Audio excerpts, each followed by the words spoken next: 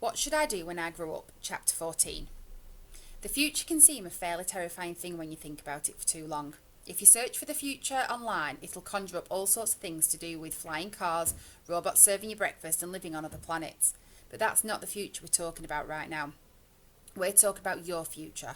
What impact are you going to have on the world around you, and how are you going to influence things? You might think, steady on, I'm only a child, and you're right. You've still got most of your life ahead of you and don't have to sign up for a mortgage or decide what your retirement plans are just yet. School will help you start to think about things that are gently swerving you into a certain direction, where you could maybe do that job, if you wanted to. But it should help to keep your options wide enough open so that you don't have to be a professional extreme cake maker or a travelling tightrope walker, even if you want to be that right now.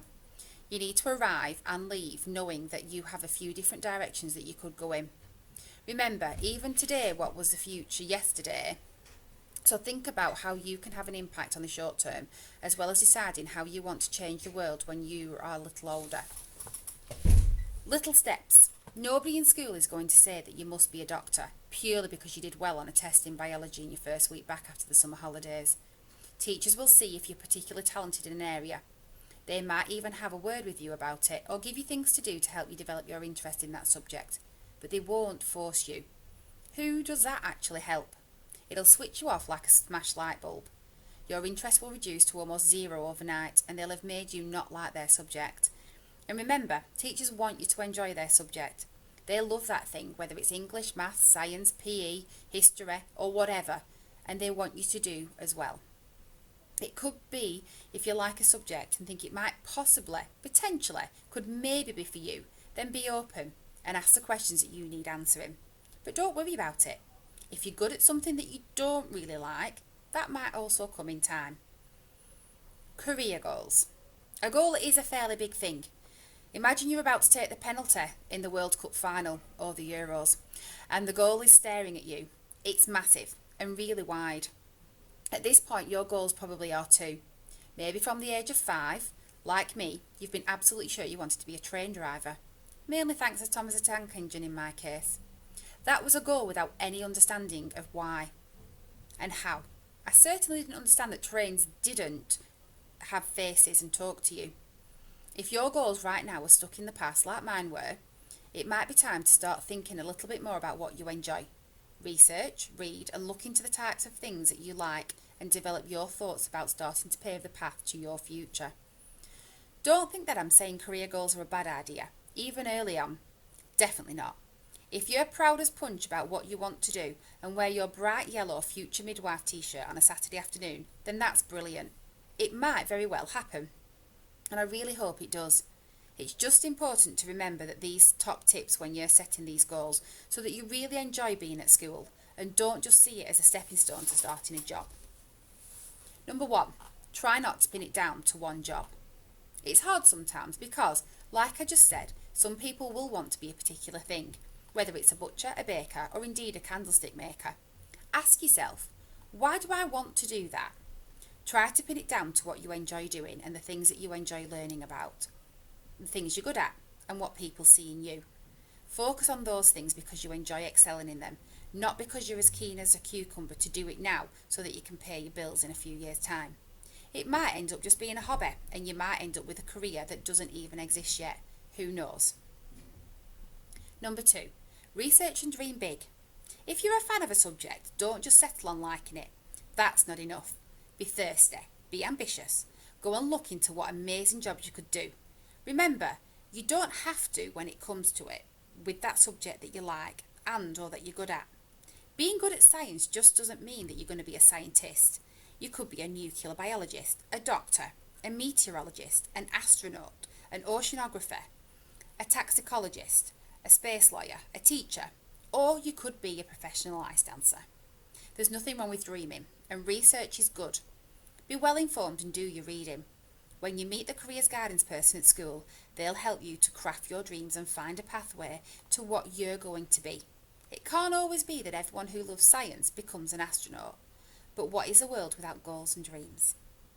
Number 3, don't ever stop learning. Every single day you spend in secondary school will help you when you finally arrive at your career.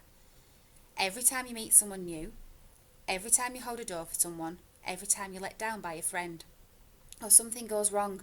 They're valuable lessons, and they'll help you to become the person that you ultimately will be.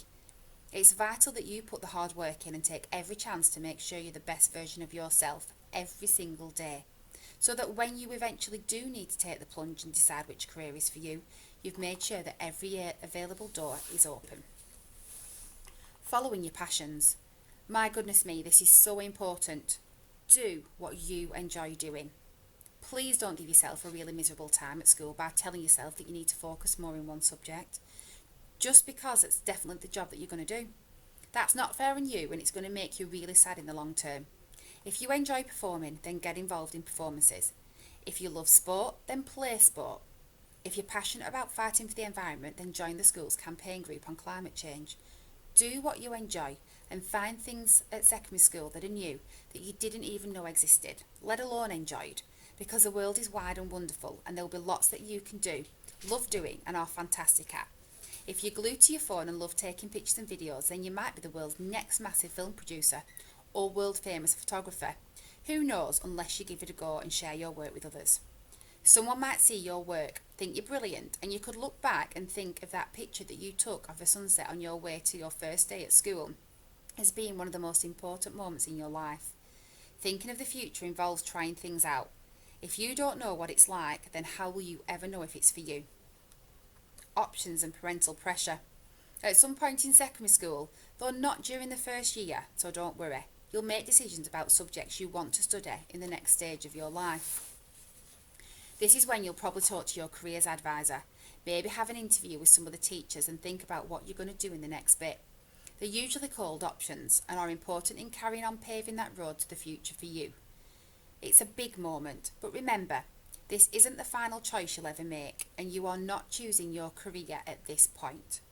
Certain jobs will benefit from you having certain qualifications, and it is definitely worth doing your research to see what you need if you actually do fancy being a doctor, an architect, a classical musician, or a marine biologist. But don't make choices that stop you from being a wildly qualified human being in a couple of years' time. Your options are, remember your options. Your parents might really, really want you to be a business owner, a skydiving instructor, a member of the military, a teacher, a boxer, or a travelling salesman of some woodwind instrument. But remember, these are your options. It's about listening to all the people who care about you and want the best for you, talking it through, asking the questions, and making the choices that are right for you. They want the best for you, but more than that, they want you to be happy and achieving. Keeping your options open for as long as possible. Nobody's asking you to write your future career on a piece of paper, lock it in a treasure box, and then reopen it in a decade to check whether you actually did what you said you was going to do.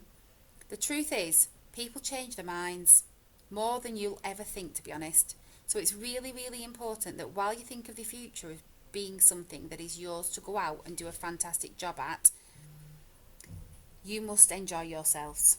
Learn lots of interesting things from interesting subjects and make a decision at the right time when you've got all the available information. You might fancy university now, but that might change, and vice versa. You could develop a passion for breeding guinea pigs because in your final year of school you found an abandoned family of them at the bus stop. Who knows what life's going to throw at us? Use secondary school as the chance to get ready and be prepared for a brilliant and bright career in something that you adore doing. And also, if you think that because something isn't great right now, your future's ruined, remember that it's never too late to put the work in and change the direction that you're going in. Never, ever, ever.